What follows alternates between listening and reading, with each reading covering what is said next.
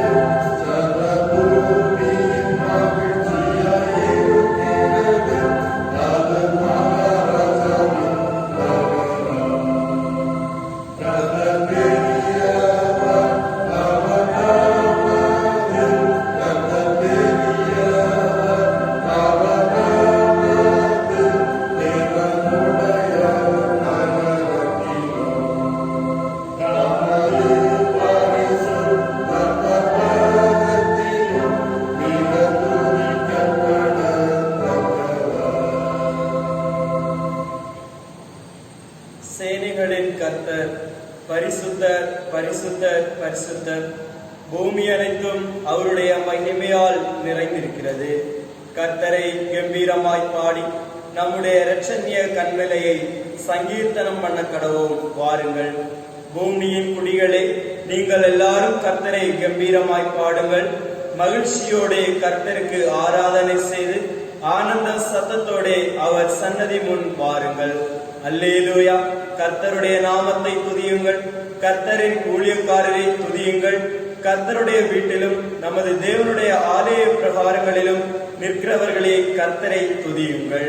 நம்மை உண்டாக்கின கர்த்தருக்கு முன்பாக நாம் பணிந்து குனிந்து முழங்கால் படியிட கடவோம். வாருங்கள் ஜெபம் செய்வோமாக. எங்களை நேசித்து வழி நடத்தி வருகிற எங்கள் நல்ல ஆண்டவரே, இந்த ஓய்வு நாளில் காலை வேளைக்காக உண்மை நாங்கள் நன்றியோடு துதிக்கிறோம், ஸ்தோத்தரிக்கிறோம். அப்பா, சென்ற நாட்கள் முழுவதும் எங்களை கண்ணின் கண்மணி போல பாதுகாத்து வழி நடத்தினீர். உமக்கு நாங்கள் நன்றி செலுத்துகிறோம். இந்த ஓய்வு நாளிலும் நாங்கள் எங்களை நீர் பரிசுத்தமாய் பாதுகாத்துக் கொள்ள வேண்டும் என்று நாங்கள் செபிக்கிறோம். இந்நாளிலும் நாங்கள் செய்ய இருக்கிற ஒவ்வொரு செயல்களிலும் உங்களுடைய கிருபையின் பிரசனம் தங்கியிருக்கட்டும். இந்த ஓய்வு நாளில் காலை வேளையிலே உம்முடைய திரு சமூகத்திலே உம்மை நோக்கி பார்க்கும்படியாக வந்திருக்கிற ஒவ்வொருவரையும் நீர் ஆசீர்வதித்தரல வேண்டும் என்று நாங்கள் செபிக்கிறோம். ஆண்டவரே, இந்த நாளிலும் பாடப்படுகிற பாடல்கள், வாசிக்கிற திருமறை வசனங்கள், கேட்க இருக்கிற இறை வார்த்தைகள் ஒவ்வொன்றையும் நீர் ஆசீர்வதிப்பீராக. இத்தொழுகையில் தொடக்கம் முதல் முடியும் மட்டும் உம்முடைய கிருபையின் பிரசனம் எங்களோடு தங்கியிருந்து எங்களை வழி நடத்த வேண்டும் என்று இறைமைந்தனாகிய இயேசு கிறிஸ்துவின் வழியாய் செபிக்கிறோம் நல்ல பிதாவே, ஆமென். நாம் அனைவரும் இணைந்து ஆண்டவருடைய நாம மகிமைப்படும்படியாக ஞான பாடல்களிலே 56வது பாடலை பாடுவோம். ஞான பாடலன் 56. களிப்புடன் கூடுவோம், கர்த்தரை நாம் போற்றுவோம், அவர் தயை என்றென்றைக்கும் தாசரோடு தங்கிடும். Hey!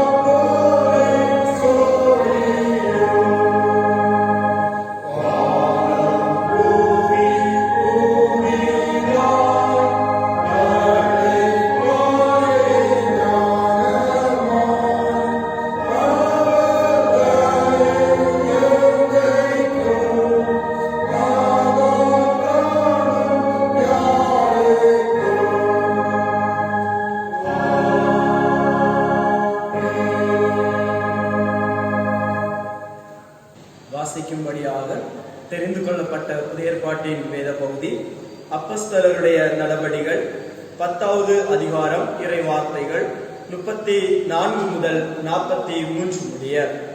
அப்போஸ்தலர் 10வது அதிகாரம் இறை வார்த்தைகள் 34 முதல் 43 முடிய.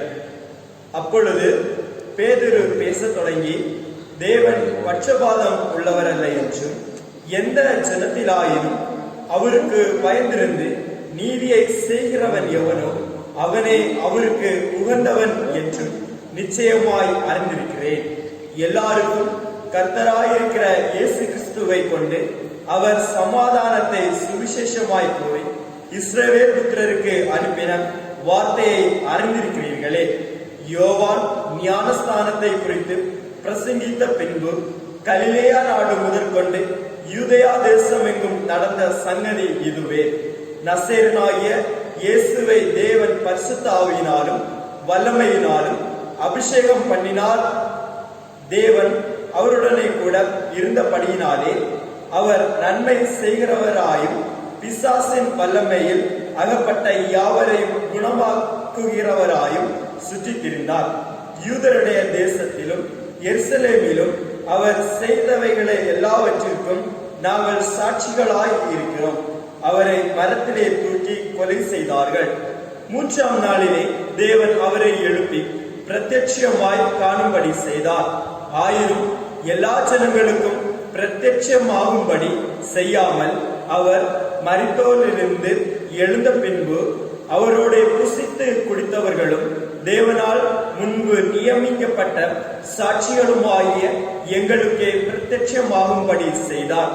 அன்றியும் அவரே உயிரோடு இருக்கிறவர்களுக்கும் மரித்தோர்களுக்கும் தேவனால் ஏற்படுத்தப்பட்ட நியாயாதிபதி என்று ஜனங்களுக்கும் பிரகாசிக்கவும் சாட்சியாக ஒப்புவிக்கவும் அவர் எங்களுக்கு கட்டளையிட்டார். அவரை விசுவாசிக்கிறவன் எவனோ அவன் அவருடைய நாமத்தினாலே பாவ மன்னிப்பை பெறுவான் என்று தீர்க்கதரிசிகள் எல்லாரும் அவரை குறித்தே சாட்சி கொடுக்கிறார்கள் என்றான் என்பதே. வாசிக்கும்படியாக கொடுக்கப்பட்ட புதிய ஏற்பாட்டின் வேத பகுதி வாசித்து முடிந்தாயிற்று. இறைவனே உம்மைக்கே மகிமை உண்டாவதாக. ஆமென்.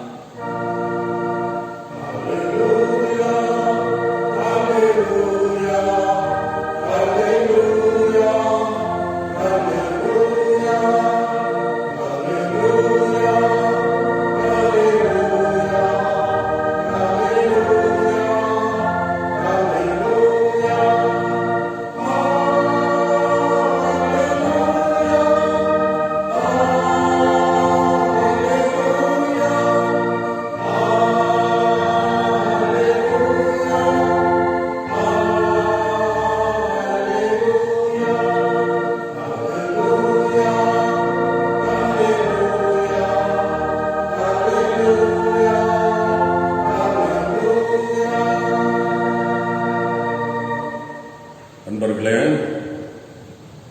சென்ற ஒரு மாத காலம் நம்மை பத்திரமாக வழிநடத்தின கடவுள் ஆண்டவருடைய மாபெரும் கிருபையினால் ஒரு புதிய மாதத்தையும் சிறப்பாக புதிய மாதத்தினுடைய முதலாவது ஓய்வு நாள் தினத்தையும் நமக்கு ஆசீர்வதித்து தந்திருக்கின்றார். இந்த நாளிலும் வானொலி காட்சியின் வழியாக நாம் இருக்கின்ற இடங்களில் இருந்து இந்த தொழுகையிலே பங்கு கொண்டு ஆண்டவரை மாட்சிமைப்படுத்தி இறை வார்த்தைகளை கேட்க ஆயத்தப்படுகின்ற இறை மக்கள் அனைவரையும் கல்லம்புலி சேகர சபையின் சார்பாக ஒருமுறை கூட அன்போடு கூட வாழ்த்துகிறோம். தந்தையாம் கடவுளாலும் அவருடைய திருமகனாம் இயேசு கிறிஸ்துவனாலும் உங்கள் எல்லாருக்கும் கிருபையும் சமாதானமும் உண்டாவதாக. சிறப்பாக இந்த நாளிலும் இந்த காணொலி காட்சியின் வழியாக இந்த தொழுகை நடைபெற மிகவும் உதவியாக இருக்கின்ற அன்பான சபை செயலர், சபையினுடைய பேர் மாஸ்டர் அவர்கள், திருவாளர் அன்பிடிக்கனார் அவர்கள், அன்பு தம்பி ஆபர்கேல் அவர்கள் எல்லாரையும் அன்போடு வாழ்த்துகிறோம். சற்று நேர சிந்தனைக்காக எடுத்துக்கொண்ட இறைவார்த்தை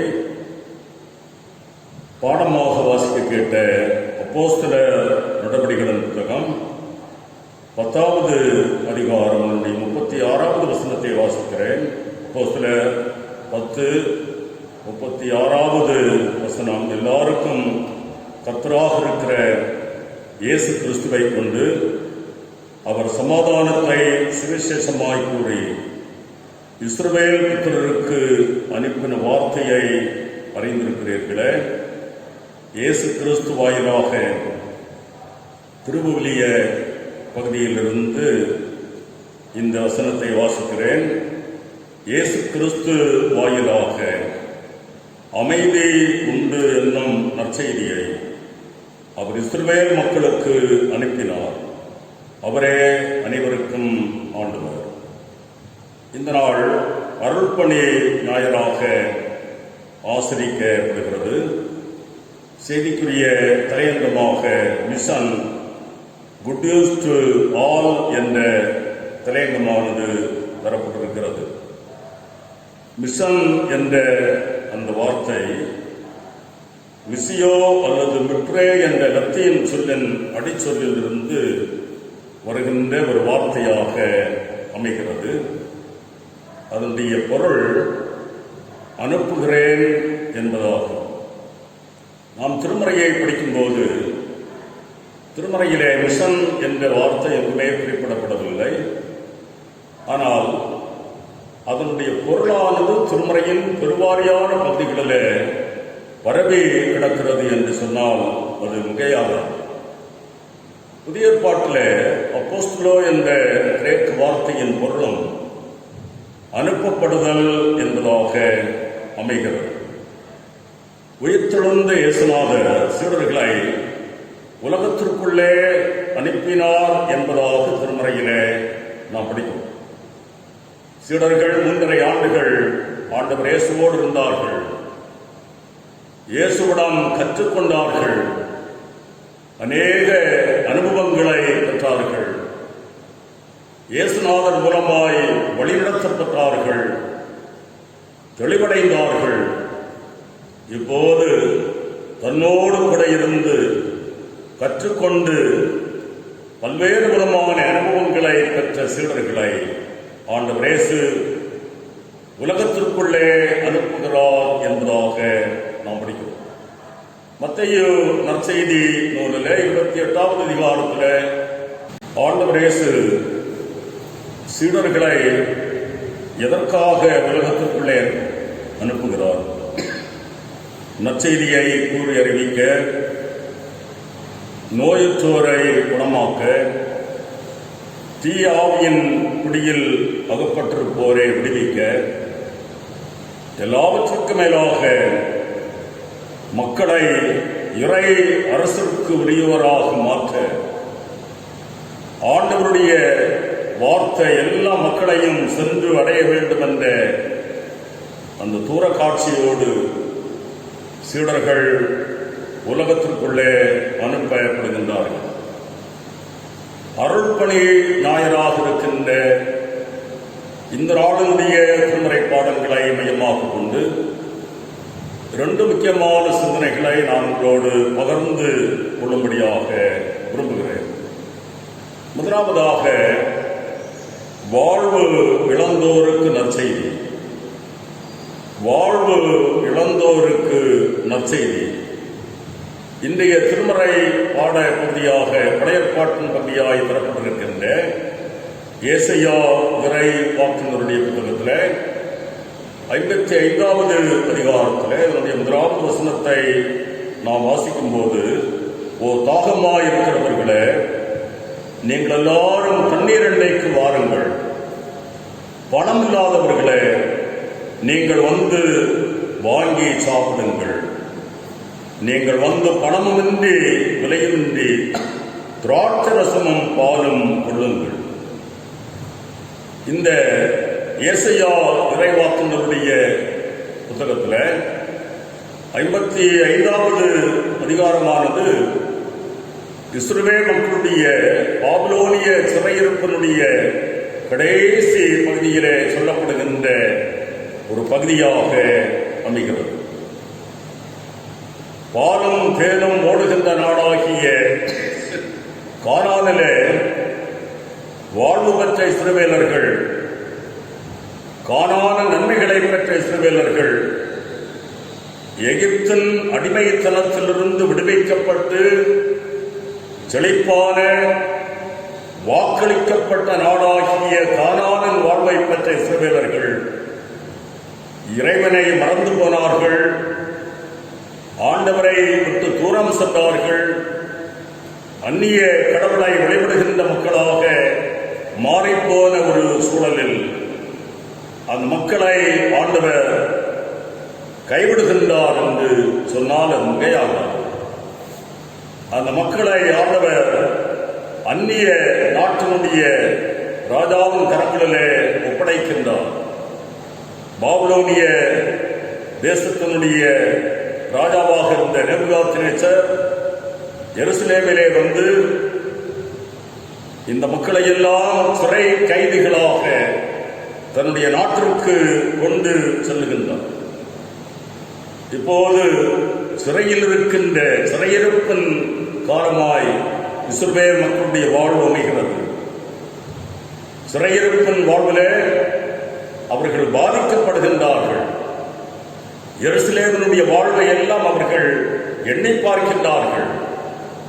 அங்கே எவ்வளவு செழிப்பான வாழ்வு இருந்தது, அங்கே எவ்வளவு ஆசீர்வாதமான வாழ்வை பெற்றுக் கொண்டோம், அங்கே ஓய்வு நாள் ஆசரிப்பு இருந்தது, அங்கே பண்டிகை கொண்டாட்டங்கள் இருந்தது, அங்கே பலி இருந்தது, பால் இருந்தது, திராட்சை பழங்கள் இருந்தது, மாதுளம் பழங்கள் இருந்தது, எல்லாம் இருந்தது. ஆனால் இப்போது எதுவும் இல்லை, பாலும் இல்லை, தேனும் இல்லை, குடிக்க தண்ணீர் கூட இல்லாத ஒரு சூழல். எல்லாவற்றையும் இழந்து நின்றார்.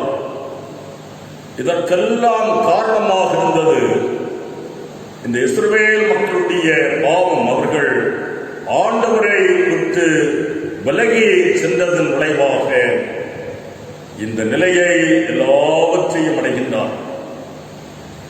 ஆனால் அன்பும் இரக்கமும் நிறைந்த ஆண்டவர் பாதிக்கப்பட்ட வாழ்வுழந்த மக்கள் மேல் கரிசனை கொள்ளுகின்ற ஆண்டவர் இங்கே சொல்லுகிறார், ஓ தாகமாயிருக்கிறவர்களே, நீங்கள் எல்லாரும் தண்ணீரண்டைக்கு வாருங்கள், பணமில்லாதவர்களே நீங்கள் வந்து வாங்கி சாப்பிடுங்கள், நீங்கள் வந்து பணமுமின்றி விலையுமின்றி திராட்சரசமும் பாலும் கொள்ளுங்கள் என்று சொல்லுவதாக இங்கே நாம் படிக்கின்றோம். குடிக்க தண்ணீர் கூட இல்லாத அந்த அளவிலே தாகத்தால் வாடிப்போயிருக்கின்ற இந்த மக்களுக்கு இங்கே என்ன எல்லாம் ஆண்டவர் கொடுக்கின்றார்? தண்ணீர் கொடுக்கின்றார், திராட்சரசத்தை கொடுக்கின்றார், பாலை தருகின்றார், அப்பத்தை தருகின்றார். இந்த வசனத்திலே இவைகளெல்லாம் சொல்லப்படுகிறது. தண்ணீர், பால், திராட்சரசம், அப்பம், இவைகள் எல்லாம் விலையில்லாமல் இலவசமாக பணமின்றி விலையுமின்றி அந்த மக்களுக்கு ஆண்டவர் கொடுப்பதாக ஒரு புதிய வாக்கு தத்தத்தை, புதிய உடன்படிக்கையை ஆண்டவர் இஸ்ரவேல் மக்களோடு ஏற்படுத்துகிறார் என்பதாக நாம் இந்த பகுதியிலே படிக்கின்றோம். ஆண்டவர் சொல்லுகின்ற இந்த வாக்கு தத்தங்கள், உடன்படிக்கைகள், வாக்குறுதிகள் அது நம்பிக்கை தருகின்ற வாக்குறுதியாய் உடன்படிக்கையாக அமைந்தாலும் கூட இஸ்ரவேல் மக்கள் வாழ்விலே மனமாற்றம் அடைய வேண்டும், அவர்கள் மனம் திரும்ப வேண்டும் என்று கடவுள் விரும்புகிறார். இன்றைய திருமறை பாடம், பழைய பாட்டின் பாடமாகிய ஏசியா இறைவாக்கினருடைய புத்தகத்தில் 55வது அதிகாரத்தினுடைய 3வது வசனத்தை நாம் வாசித்து பார்க்கும்போது, எனக்கு செவி கொடுங்கள், என்னிடம் வாருங்கள், கேளுங்கள், அப்பொழுது வாழ்வடைவீர்கள் என்கிறார்.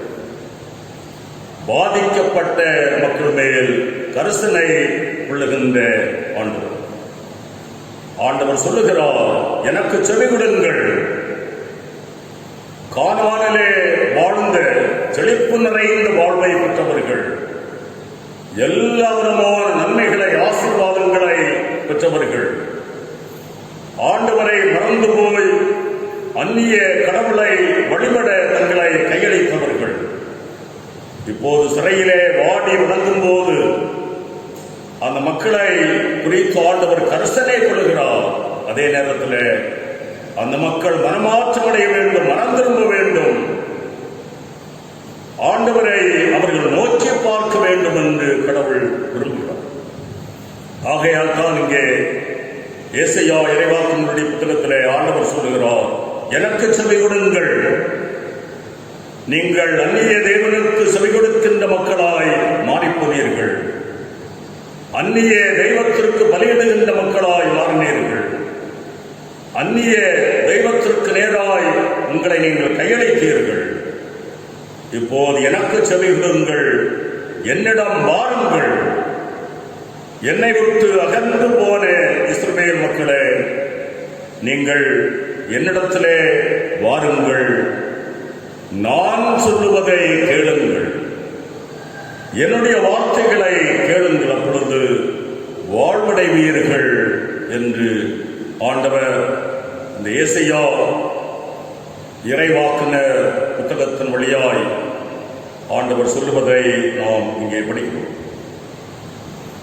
புதிய ஏற்பாட்டிலே நாம் படிக்கும்போது ஆண்டவர் இயேசு கிறிஸ்துவனுடைய ஊழியம் கூட பாதிக்கப்பட்ட வாழ்விழந்த மக்களை மையமாக கொண்டு அமைந்தது என்று சொல்லப்பட்டிருக்கிறது. லூக்கா நற்செய்தியிலே 4வது அதிகாரத்தில் அதனுடைய 18, 19 ஆகிய வசனங்களை நாம் வாசித்து பார்க்கும்போது, தான் எதற்காக இந்த உலகத்திலே அனுப்பப்பட்டேன், குறிப்பாக என்ன நோக்கத்தோடு, என்ன ஆண்டவர் என்னை அனுப்பின அந்த மிஷன், அந்த நோக்கம் என்ன என்பதை இந்த வசனங்களிலே ஆண்டவர் இயேசு கூறுகிறார். அருள் பணியாற்றவே கடவுள் என்னை அனுப்பினார். ஆண்டவர் அருள் பணி செய்யும்படியாய், நிறைவேற்றும்படியாய் என்னை அனுப்பினார். ஏழைகளுக்கு நற்செய்தி, சிறைப்பட்டோருக்கு விடுதலை, பார்வையற்றோர் பார்வை பெறுவர், ஒடுக்கப்பட்டோருக்கு விடுதலை, ஆண்டவர் அருள் தரும் ஆண்டை முழக்கமிட்டு அறிவிக்க கடவுள் என்னை அனுப்பினார் என்று நாசரேத்தூர் அறிக்கையிலே ஆண்டவர் இயேசு மிக தெளிவாக சொல்லுவதையும், அருள்பணி எதை அடித்தளமாக கொண்டு அமைய வேண்டும் என்பதை ஆண்டவர் மிக தெளிவாக நமக்கு சுட்டி காட்டுவதையும் நாம் இங்கே படிக்கின்றோம். ஒருமுறை அன்னை தெரசா அவர்கள் நடத்துகின்ற அந்த இல்லத்தை பார்வையிட அப்போது பாரத பிரதமராக இருந்த நேரு அவர்கள் வந்தார்களாம்.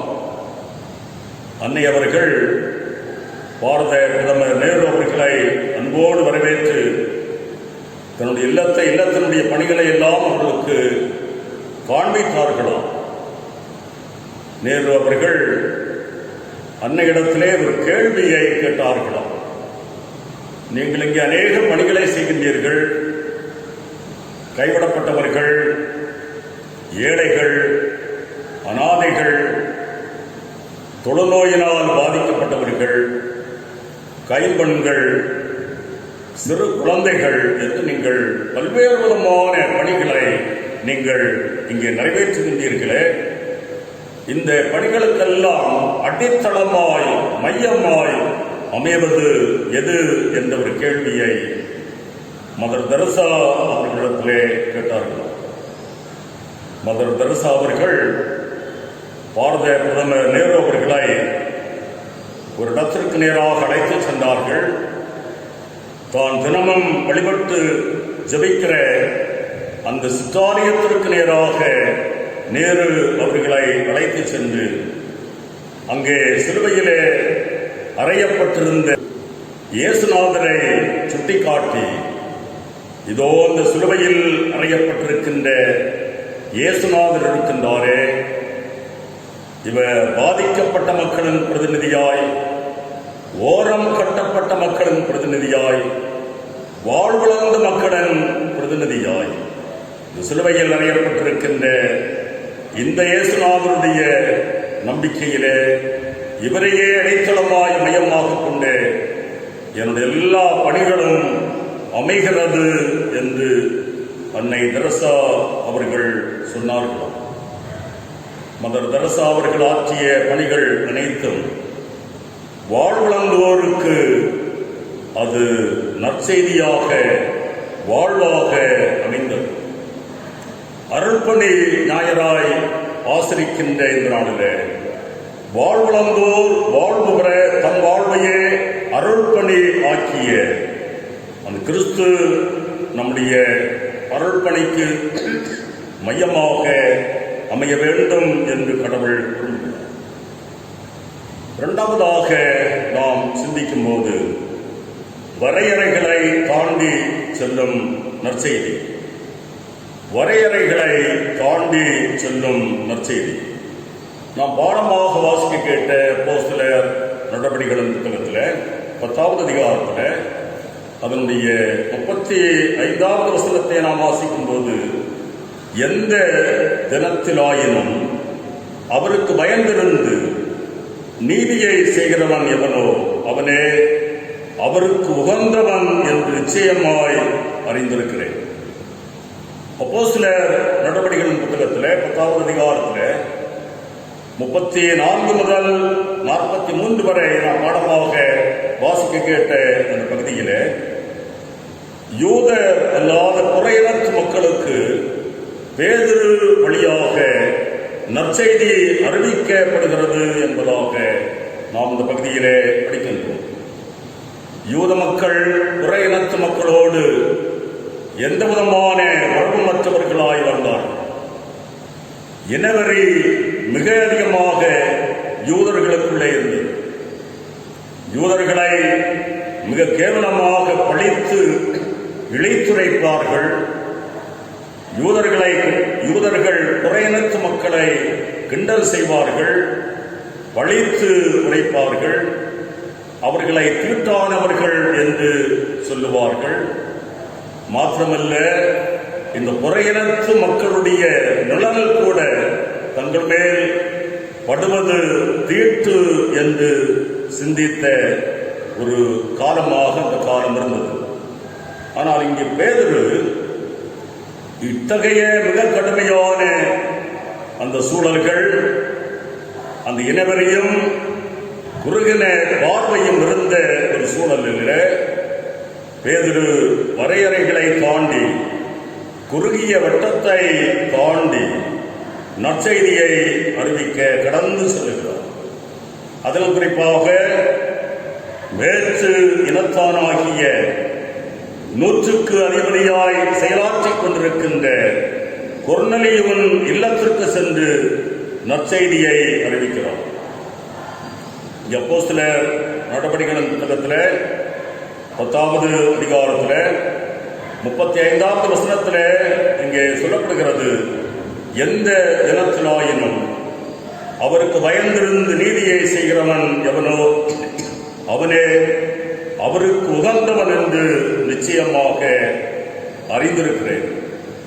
ஆண்டவர் இயேசுநாதருடைய திருப்பணியை, அருள்பணியை நாம் சிந்தித்து பார்க்க கடமைப்பட்டிருக்கிறோம். இயேசுநாதருடைய திருப்பணியின் மையமாய் கலிலேயா அமைந்தது.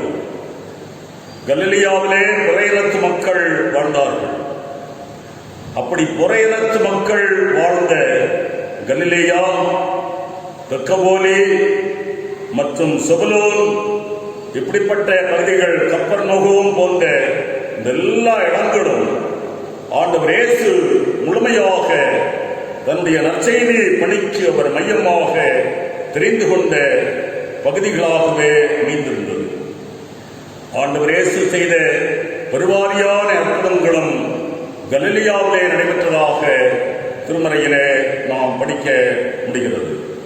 அது மாத்திரமல்ல, மத்தேயு நற்செய்தியிலே 4வது அதிகாரத்திலே 23வது வசனத்தை நாம் வாசிக்கும் போது, இயேசு கலிலேயா எங்கும் சுற்றி நடந்து அவருடைய ஜெபாலயங்களிலே உபதேசித்தார் என்று சொல்லப்பட்டிருக்கிறது. ஆண்டவர் இயேசு அவருடைய பணியை ஆரம்பிக்கின்றார். மத்தேயு நற்செய்தியிலே 4வது அதிகாரத்திலே சாத்தானானவன் ஆண்டவரை சோதிக்கிறான். அந்த சோதனையை ஆண்டவர் இயேசு வெற்றி கொள்ளுகிறார். அந்த சோதனை முடிந்த உடனடியாக அவர் கலிலேயாவுக்கு நேராக கடந்து சென்று தன்னுடைய திருப்பணியை ஆரம்பிக்கிறார் என்று மத்தேயு நற்செய்தியிலே 4வது அதிகாரத்திலே நாம் படிக்கிறோம். இயேசுவினுடைய ஊழியத்தினுடைய ஆரம்பம் கலிலேயாவிலிருந்து துவங்குவதாக நாம் இங்கே படிக்கிறோம். அது மாத்திரமல்ல, கலிலேயா, கப்பர்நகூம், நாசரேத், செபுலோன், நப்தலி ஆகிய புறையினத்து மக்கள் வாழுகின்ற பகுதியிலே ஆண்டவர் இயேசு அவ்வப்போது கடந்து செல்வதாகவும், அவ்வப்போது ஆண்டவர் தன்னுடைய பணிவிடைகளை இங்கெல்லாம் நிறைவேற்றுவதாகவும், குணமாக்கும் பணிகளிலே பெருவாரியான குணமாக்கும் பணிகளை இந்த புறையினத்து மக்கள் வாழுகின்ற பகுதிகளிலே அவர் செய்து நிறைவேற்றுவதாகவும் நாம் படிக்கிறோம். ஆண்டவர் தனக்கென்று தெரிந்து கொள்கின்ற சீடர்கள் யார் என்று மிக தெளிவாக நாம் சிந்திக்கும் போது 12 சீடர்களிலே பெருவாரியான சீடர்கள் புறையினத்தை சார்ந்த கலிலேயா பகுதியில் இருந்து தெரிவு செய்யப்பட்டவர்கள் என்று சொல்லப்பட்டிருப்பதாக நாம் படிக்கின்றோம். அது மாத்திரமல்ல, ஆண்டவர் இயேசு மரித்து உயிர்த்து தன்னுடைய திருக்காட்சியை பொன்மணிகளுக்கு வழங்குகிறார் என்பதாக மத்தேயு நற்செய்தியிலே 28வது அதிகாரத்திலே 7வது வசனத்திலே நாம் படிக்கிறோம். அந்த திருக்காட்சியை வழங்குகின்ற ஆண்டவர் இயேசு அவர் சொல்லுகிறார், அவர் உங்களுக்கு முன்னே கலிலேயாவுக்கு போகிறார், அங்கே சீடர்களை வர சொல்லும்படியாக இந்த பெண்மணிகளுக்கு ஆண்டவர் இயேசு சொல்லுவதாக நாம் படிக்கின்றோம். மத்தேயு நற்செய்தியிலே 28வது அதிகாரத்திலே 16வது வசனத்தை நாம் படிக்கும்போது 11 சீடர்களும் கலிலேயாவிலே இயேசு தங்களுக்கு குறித்திருந்த மலைக்கு போனார்கள் என்று சொல்லப்பட்டிருப்பதாக நாம் படிக்கிறோம். சீடர்களை இறுதியாக இறைவனுடைய சந்திப்பு கலிலேயாவிலே அந்த குறிக்கப்பட்ட மலையிலே அந்த இறுதி சந்திப்பு நடைபெறுகிறது. அந்த இறுதி சந்திப்பிலே தான் சீடர்கள் அனைவரும் ஆண்டவரால் ஆற்றல் படுத்தப்படுகின்றார்கள், பலப்படுத்தப்படுகின்றார்கள். இவைகளெல்லாம் கலிலேயா எந்த அளவுக்கு ஆண்டவர் இயேசுவினுடைய பணிக்கு மையமாக அடித்தளமாக அமைந்தது என்பதை நமக்கு நினைப்பூட்டி காட்டுகிறது. ஆண்டவர் இயேசு எப்போதும் கரிசனை நிறைந்தவராக இருந்தார். மீனவர்கள், ஏழைகள், ஆயக்காரர், நோயுற்றோர், ஆதரவற்றோர், புறக்கணிக்கப்பட்டோர், மாற்று திறனாளிகள், இத்தகையோரை குறித்த கரிசனை ஆண்டவர் இயேசுவுக்கு எப்போதும் இருந்தது. ஆண்டவர் இயேசுவினுடைய அருள்பணி வரையறைகளை தாண்டின அருள்பணியாய் அந்த யூதர்கள் போட்டிருந்த அந்த குறுகிய வட்டத்தை தாண்டி வரையறைகளை எல்லாம் தாண்டி செல்லுகின்ற ஒரு அருள்பணியாக இயேசுநாதனுடைய அருள்பணி அமைந்ததை நாம் சிந்திக்க கடமைப்பட்டிருக்கிறோம். உலக வரலாறுகளை எல்லாம் நாம் ஒரு கணம் சிந்தித்து பார்க்கும்போது அமெரிக்க நாட்டில் ஆபிரகாம் லிங்கன் என்ற ஒரு ஜனாதிபதி இருந்தார்கள். அவர்களுடைய பணி முழுக்க முழுக்க வரையறைகளை தாண்டி சென்ற பணியாக இருந்தது.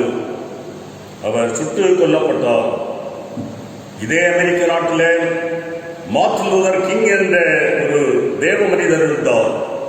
அவருடைய பணிகள் அனைத்தும் வரையறைகளை தாண்டின பணிகளாக இருந்தது. அவரும் ஆபிரகாம் லிங்கனை போல சுட்டுக் கொல்லப்பட்டார்.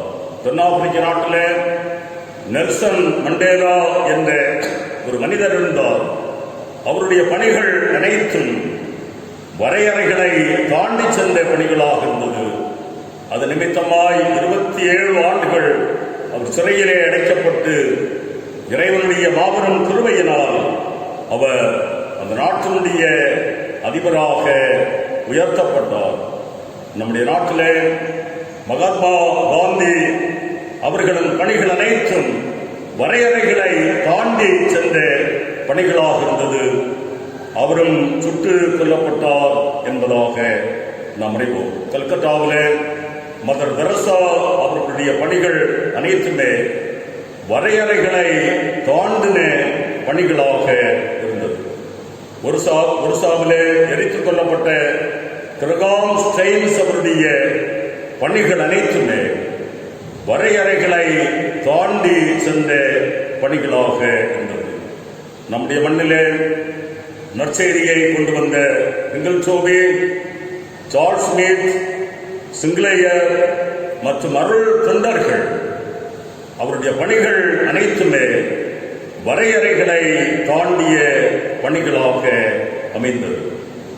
அருள்பணி நாயராக ஆசிரிக்கப்படுகின்ற இந்த நாளில் நம்முடைய பணிகளை நாம் சிந்தித்து பார்க்க நாம் அழைக்கப்படுகின்றோம்.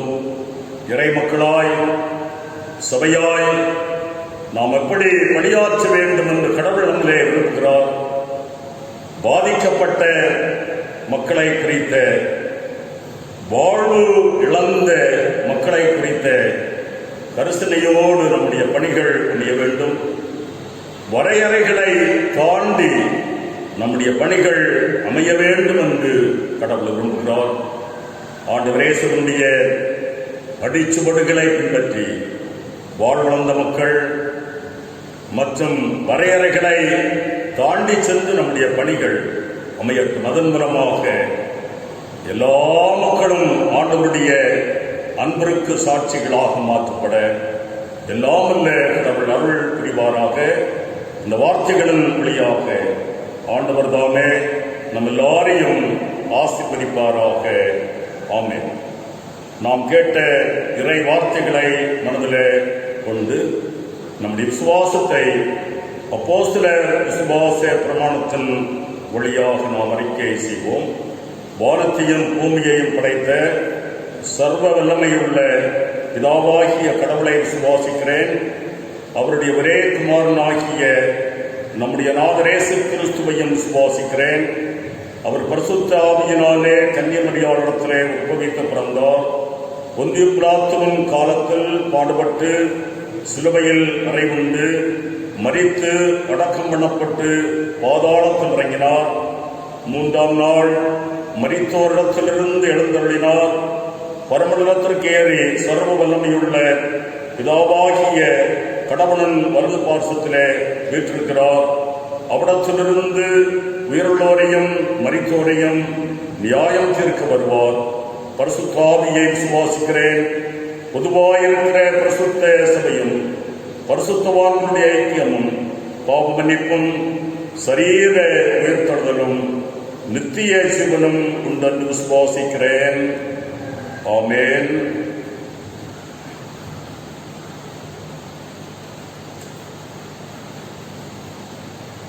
ஆண்டவரின் நாமம் மகிமைப்படும்படியாகவும் இந்த தொழுகையின் நிறைவாகவும் நாம் அனைவரும் இணைந்து கீர்த்தனை பாடல்களிலே 405வது பாடலை பாடுவோம். கீர்த்தனை எண் 405. தாசரே இத்தரணியை என்பாய் இயேசுவுக்கு சொந்தமாக்குவோம் என்ற பாடலை நாம் அனைவரும் இணைந்து பாடுவோம்.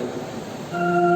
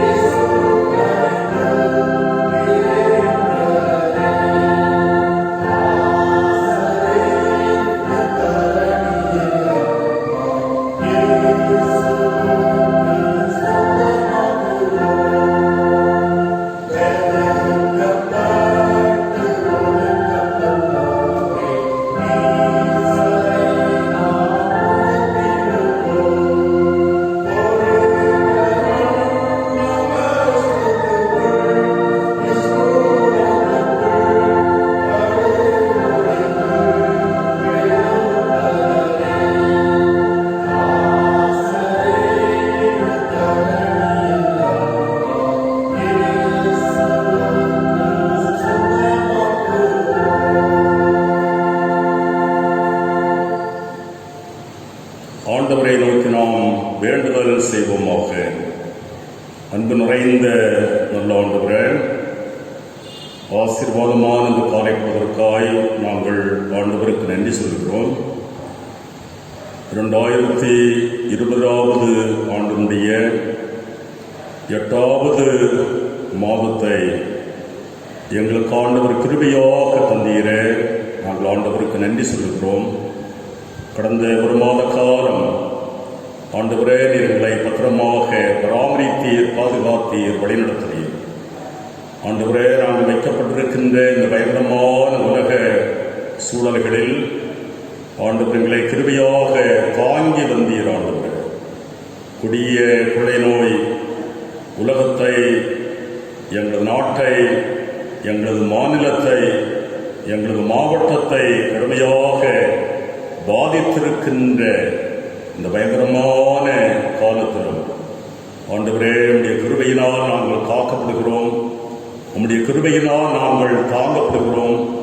உம்முடைய கிருபையினால் நாங்கள் தப்புவிக்கப்படுகின்றோம். ஆண்டவருக்கு நன்றி சொல்லுகிறோம். கடவுளை போற்றுகிறோம். ஆண்டவரை துதிக்கின்றோம். சுவாமி, ஆண்டவரே, இந்த கொள்ளை நோயினால் பாதிக்கப்பட்டிருக்கின்ற மக்களுக்காக நாங்கள் ஜெபிக்கிறோம். தங்களுக்கு அருமையானவர்களை இழந்து கண்ணீரோடு வேதனையோடு இருக்கின்ற குடும்பங்களின் ஆறுதலுக்காக நாங்கள் ஆண்டவரை நோக்கி வாரத்தோடு கொண்டாடுகின்றோம். நோய் தொற்றினால் மருத்துவ சிகிச்சை பெறுகின்ற மக்கள் பூர்ணமான சுகமடைய ஆண்டவரை நோக்கி நாங்கள் கொண்டாடுகின்றோம். இந்த கொடிய கொரோனா வைரஸ், அந்த கொள்ளை நோயானது ஆண்டவரே முழுவதுமாக எங்களது நாட்டை விட்டு, தேசத்தை விட்டு, உலகத்தை விட்டு முழுமையாக நீங்கி போக, அந்த வைரஸ் முழுமையாய் அழிந்து போக, இல்லாமல் போக ஆண்டவரே கடவுள் அருள் தர வேண்டும் என்று சொல்லி ஆண்டவரை நோக்கி நாங்கள் கொண்டாடுகிறோம். உலகத்தினுடைய அமைதிக்காக நாங்கள் ஜெபிக்கிறோம். அமைதி நிறைந்த வாழ்வு எல்லா மக்களுக்கும் ஆண்டவரே கடவுள் கிருபையாக தந்து ஆண்டவர் நடத்த வேண்டும் என்று சொல்லி நாங்கள் ஆண்டவரை நோக்கி கொண்டாடுகின்றோம். உலக அளவில் நடைபெறுகின்ற எல்லா ஊழியர்களுக்காக நாங்கள் ஜெபிக்கிறோம். அருள் தொண்டு ஞாயிறாக ஆசிரிக்கப்படுகின்ற இந்த நாளிலே உலகம் புறாவிலும் நடைபெறுகின்ற எல்லா ஊழியங்களையும் ஆண்டவரே உடைய சமூகத்திலே நாங்கள் நினைக்கின்றோம். பல்வேறு விதமான நிலைகளிலே பல்வேறு மிஷனரி இயக்கங்கள் வழியாக நடந்தேறுகின்ற அனைத்து ஊழியங்களும் ஆண்டவரால் ஆசீர்வதிக்கப்பட வேண்டும். அந்த ஊழியங்கள் வழியாக ஆண்டவரை அறியாத மக்கள் ஆண்டவரை அறிய வேண்டும். பாதிக்கப்பட்ட மக்கள், வாழ்வு இழந்த மக்கள் வாழ்வு பெற வேண்டும் என்று சொல்லி நாங்கள் ஆண்டவரை நோக்கி கொண்டாடுகின்றோம். இந்திய நாட்டிலே நடைபெறுகின்ற வட இந்திய ஊழியங்கள், தென்னிந்தியாவிலே நடைபெறுகின்ற ஊழியங்களையும் ஆண்டவரே நீர் ஆசீர்வதிக்க வேண்டும். அந்த ஊழியங்களை செய்கிற மக்கள், அந்த ஊழியங்களுக்காக கொடுக்கிற ஜெபிக்கிற சபைகள், தனிநபர்கள் எல்லாரையும் ஆண்டவரே நீர் ஆசீர்வதிப்பீராக. சீடர்களை உலகத்திற்குள்ளே கடவுள் அனுப்பி வைத்தீர். ஆண்டவரே, என்றும் உலகத்திற்குள்ளே ஆண்டவருடைய பணிகள் நடைபெற்றுக் கொண்டிருக்கிறது. ஆண்டவரே, இறைவனுடைய நற்செய்தி உலகமெங்கும் செல்ல வேண்டும் என்ற நோக்கோடு நடைபெறுகின்ற எல்லா அருள்பணிகளும் ஆண்டவரால் ஆசீர்வதிக்கப்படுவதாக எங்களது சபையாக தாங்கப்படுகின்ற மிஷனரி ஊழியங்களையும் ஆண்டவரே கர்த்தர்தாமே ஆசீர்வதித்தருள வேண்டும் என்று சொல்லி நாங்கள் ஆண்டவரை நோக்கி கொண்டாடுகின்றோம். சபைக்காக நாங்கள் ஜெபிக்கிறோம். சபையினுடைய உதவி போதகர்களுடைய குடும்பத்திற்காக ஜெபிக்கிறோம். சபைக்குழு அங்கத்தினர்கள், அவருடைய குடும்பத்தாருக்காக நாங்கள் வேண்டுதல் செய்கிறோம். சபை ஆலயத்தினுடைய பணியாளர்கள், சமூக கூட பொறுப்பாளர், அவருடைய குடும்பத்தார் எல்லாரையும் கர்த்தர்தாமே ஆசீர்வதித்தருள வேண்டும் என்று சொல்லி நாங்கள் ஆண்டவரை நோக்கி கொண்டாடுகின்றோம். சபையினுடைய எல்லா குடும்பங்களுக்காக நாங்கள் ஜெபிக்கிறோம். பல்வேறு நோய் துன்பங்களினால் பாதிக்கப்பட்டிருக்கின்ற மக்களை கடவுளுடைய பாதபடியிலே நாம் நினைக்கின்றோம். நோய் துன்பங்களில் இருந்து விடுதலை வாழ்வை தந்து எங்களை வாழ வைக்க வல்லவராக இருக்கின்ற கடவுள் நீர் என்பதை நாங்கள் திட்டமாக நம்புகிறோம். பாதிக்கப்பட்டிருக்கின்ற ஒவ்வொரு மக்களும் விடுதலை வாழ்வை பெற்று சுகபலத்தை பெற்று சமாதானத்தோடு மகிழ்ச்சியோடு மன அமைதியோடு வாழுகின்ற வாழ்வை ஆண்டவர் தமது மக்களுக்கெல்லாம் தர வேண்டும் என்று நாங்கள் ஆண்டவரை நோக்கி கொண்டாடுகின்றோம். வயோதிப பெற்றோரை ஆண்டவர் ஆசீர்வதிப்பீராக. குடும்பங்களுக்காக உழைக்கின்ற பெற்றோரை ஆண்டவரே நீர் ஆசீர்வதிப்பீராக. குடும்பங்களிலே ஆண்டவர் தந்த எல்லா பிள்ளைகளையும் ஆண்டவர் ஆசீர்வதிப்பீராக. சின்னம் சிறு குழந்தைகளை ஆண்டவரை நீர் ஆசீர்வதியும். வாலிப வயதில் இருக்கின்ற எல்லா பிள்ளைகளை கர்த்தர் ஆசீர்வதியும். படிக்கின்ற மக்கள், உழைக்கின்ற மக்கள், படிப்பு நிமித்தமாக, பணிகள் நிமித்தமாக தூரமான இடங்களிலே, வெளிநாடுகளிலே, வெளி மாநிலங்களிலே இருக்கின்ற எல்லா மக்களையும் ஆண்டவரே நீர் ஆசீர்வதித்தள்ள வேண்டும் என்று மன்றாடுகின்றோம். ஆண்டு தழுவிய ஊரடங்கின் மூலமாக தங்களது வாழ்வாதாரங்கள் பாதிக்கப்பட்டு பல்வேறு நிலைகளிலே பாதிக்கப்பட்டிருக்கின்ற எண்ணிலடங்காத மக்கள் உண்டு ஆண்டவரே. அந்த எல்லா மக்களையும் ஆண்டவரே நீர் கிருபையாக தாங்கி எறல வேண்டும் என்று நாங்கள் மன்றாடுகிறோம். ஏழை எளிய மக்கள் அன்றாட வாழ்வை நடத்த முடியாத நிலையிலே பாதிக்கப்பட்டிருக்கின்ற மக்கள், பல்வேறு விதமான நெருக்கங்களை பாடுகளை சந்திக்கின்ற மக்கள், எல்லா மக்களையும் ஆண்டவரே உடைய பாதத்திலே தருகின்றோம். வருத்தப்பட்டு பாரம் சுமக்கிறவர்களே எல்லாரும் இடத்திலே வாருங்கள் என்று அழைக்கின்ற ஆண்டவர் ஒவ்வொரு மக்களையும் ஆண்டவர் ஆட்சி தேற்றி அரவணைத்து தேவைகளை சந்திக்கின்ற தெய்வமாக ஆண்டவர் செயலாற்ற வேண்டும் என்று சொல்லி நாங்கள் ஆண்டவரை நோக்கி மன்றாடுகின்றோம். இந்த நாட்களிலே ஆண்டவர் எங்களுக்கு தருகின்ற நல்ல மழைக்காக நாங்கள் ஆண்டவருக்கு நன்றி சொல்லுகிறோம். இயற்கையினுடைய அருள் கொடைகளை நாங்கள் பெற்றுக்கொள்ளும் போது ஆண்டவருக்கு நன்றி உள்ள மக்களாக நாங்கள் வாழ ஆண்டவரே கிருபை தருவீராக என்று சொல்லி மன்றாடுகின்றோம். ஆண்டவரே சிறப்பாக இந்த வாரத்திலே தங்களது திருமண நாளை கண்டு புதிய ஆண்டிலே பிரவேசிக்கின்ற குடும்பத்தாருக்காக மன்றாடுகிறோம். குடும்ப வாழ்விலே தொடர்ந்து இறைவனுடைய ஆசீர்வாதங்களை ஆண்டவர் தனது மக்களுக்கு தர வேண்டும் என்று மன்றாடுகின்றோம். இந்த வாரத்திலே தங்களது பிறந்த நாள் விழாக்களை கண்டு புதிய வயதிலே பிரவேசிக்கின்ற இறை மக்களுக்காகவும் நாங்கள் மன்றாடுகின்றோம். புதிய வயதிலே ஆண்டவருடைய கிருபை தமது மக்களை தாங்கி நடத்த வேண்டும் என்று சொல்லி மன்றாடுகின்றோம். இந்த நாளிலும் ஆண்டவரே நாங்கள் கேட்ட இறை வார்த்தைகளுக்காக கடவுளுக்கு நன்றி செலுத்துகிறோம். அருள்பணி ஞாயிறாக இருக்கின்ற இந்த நாளிலே அருள்பணியை குறித்து அருள்பணி எவ்வாறு அமைய வேண்டும், அருள்பணி எதை மையமாக கொண்டு அமைய வேண்டும் என்பதை ஆண்டவரே உடைய வார்த்தைகள் வழியாக நாங்கள் சிந்திக்க ஆண்டவர்களுக்கு அருள் தந்தீர். வாழ்வு இழந்தோருக்கு நற்செய்தி, வரையறைகளை தாண்டி செல்லுகின்ற நற்செய்தி என்ற தலையங்கத்தை ஆண்டவரே தலையங்கத்தின் கீழே நாங்கள் சிந்தித்த இறைவனுடைய எல்லா வார்த்தைகளையும் ஆண்டவரே எங்களுக்கு ஆசீர்வதித்து தர வேண்டும் என்று மன்றாடுகின்றோம். இந்த உலகிலே நடைபெறுகின்ற அருள் தொண்டின் வழியாக மக்கள் முழுமையான விடுதலை வாழ்வை ஆண்டவரால் பெற்று வாழுகின்ற அனுபவங்களை கடவுள் தர வேண்டும் என்று மன்றாடுகின்றோம். ஆண்டவர் தந்த இந்த புதிய மாதத்திற்காய் நாங்கள் ஆண்டவரை போற்றுகிறோம். இந்த மாதத்தினுடைய முதலாவது ஓய்வு நாளிலே வைக்கப்பட்டிருக்கின்ற நாங்கள் இந்த மாதம் பூராவதும் ஆண்டவரே பத்திரமாக நாங்கள் பராமரிக்கப்பட வேண்டும், பாதுகாக்கப்பட வேண்டும், வழிநடத்தப்பட வேண்டும். ஆண்டவர் அடைக்கலமாய் பலனாய் துணையாக இருந்து எங்களை காத்து நடத்த வேண்டும் என்று சொல்லி மன்றாடுகின்றோம். எந்த விதமான கொடிய கொள்ளை நோயினுடைய பாதிப்புகளும் ஆண்டவரே எங்களை அண்டிக்கொள்ளாதபடி கடவுள் கிருபையாக எங்களை காப்பீராக, எங்களை நடத்துவீராக. ஆலயங்கள் எல்லாம் மூடப்பட்டிருக்கின்ற ஒரு சூழலை கடவுள் அறிவீர். இந்த நிலை நீங்கி போகவும் மிக விரைவில் ஆலயங்கள் திறக்கப்பட்டு ஆண்டவருடைய பாதத்தில் இறைமக்கள் ஒன்றாக கூடி வந்து கடவுளை வழிபடுகின்ற சூழல்களை ஆண்டவர் கிருபையாக தர வேண்டும் என்று சொல்லி மன்றாடுகின்றோம். எங்களை முழுமையாய் ஆண்டவரின் பாதத்திலே தருகின்றோம். இந்த காணொளி காட்சியின் வழியாக இந்த தொழுகையிலே பங்கு கொண்டு இறை வார்த்தைகளை கேட்ட எல்லா மக்களையும் கர்த்தர் தாமே ஆசீர்வதித்தள்ள வேண்டும் என்று மன்றாடுகின்றோம்.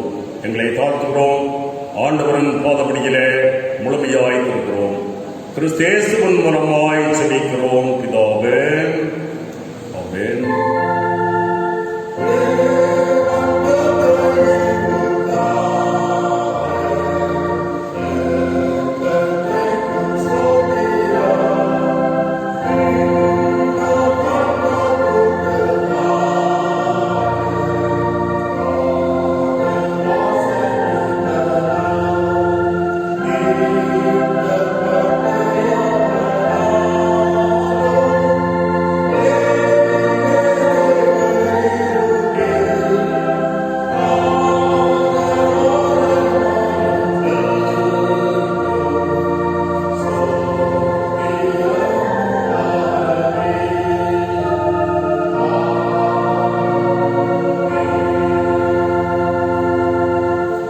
ஆண்டவராகிய இயேசு கிறிஸ்துவின் கிருபையும் தந்தையாகிய கடவுளின் அன்பும் தூயாவியின் நீங்காத உறவும் நம் அனைவரோடும் சதா காலங்களிலும் நிலைத்திருப்பதாக.